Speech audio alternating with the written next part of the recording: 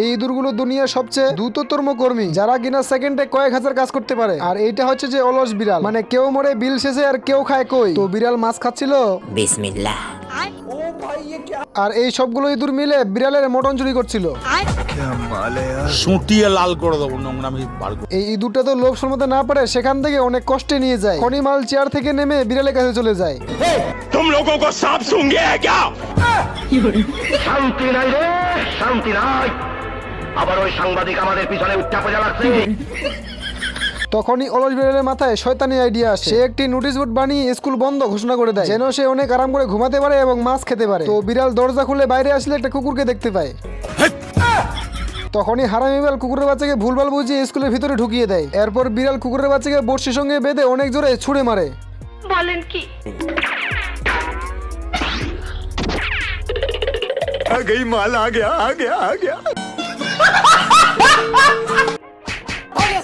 কিরে দরজা ভাঙলো কে?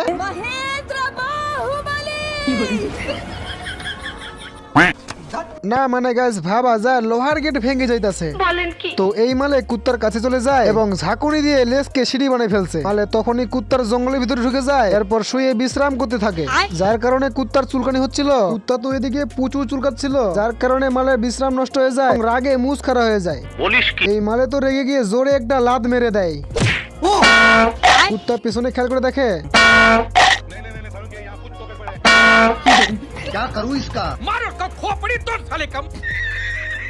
এইদিকে এই কুত্তায় খাবার নিয়ে ঘরে চলে আসে। এরপর ঘরের ভিতরে গিয়ে শুয়ে পড়তেই প্রচন্ড ঠান্ডা লাগে। তখনই সে খেয়াল করে যে হলুদ কুত্তায় তার তোষক নিয়ে ঘুমাইতেছে। পুলিশ কি? গাইস একটু দাঁড়ান, ভিডিওটা স্কিপ করে দেখবেন না। আজকে আমি আপনাদের মাঝে একটা প্রশ্ন নিচ্ছি, প্রশ্নটার উত্তর জানা থাকলে অবশ্যই কমেন্টে লিখে যাবেন। প্রশ্নটা হলো জলে জন্ম জলে বাস অথচ জলেই সর্বনাশ। উত্তরটা কি হবে জানা থাকলে অবশ্যই কমেন্টে লিখে যাবেন, আর না যদি জানা থাকে তাও কমেন্টে লিখে যাবেন। আমি নেক্সট ভিডিওতে উত্তরটা বলে দিব। তাহলে চলো বেশি দেরি না করে ভিডিওটা শুরু করা যাক।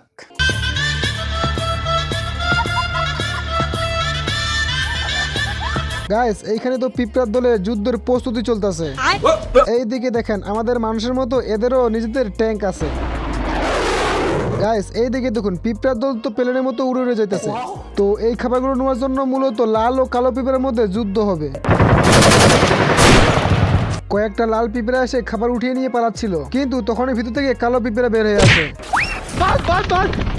আর এখানে একটা পিঁপড়া ডুস্টিকার আর সিফটি পিন নিয়ে তীরের মতো করে ছেড়ে দেয়, আর ওইটা সোজা উড়ে এসে অনেকগুলো ফলকে আটকে ফেলে। না মানে গাইস মানুষের সাথে সাথে পিঁপড়েরও যে এত বুদ্ধি আছে এটা আগে জানতাম না। तू समझा? हाँ नहीं तू समझा नहीं। আর এইদিকে একদল পিঁপড়া এসে কেকটাকে উঠে নিয়ে যায়। এদের পিছনে পিচ্ছি একটা পিঁপড়া যাইতেছিল। গাইস এই পিচ্ছি পিঁপড়াটা এত বড় একটা তরমুজ নিয়ে যাইতেছে। বলেন কি?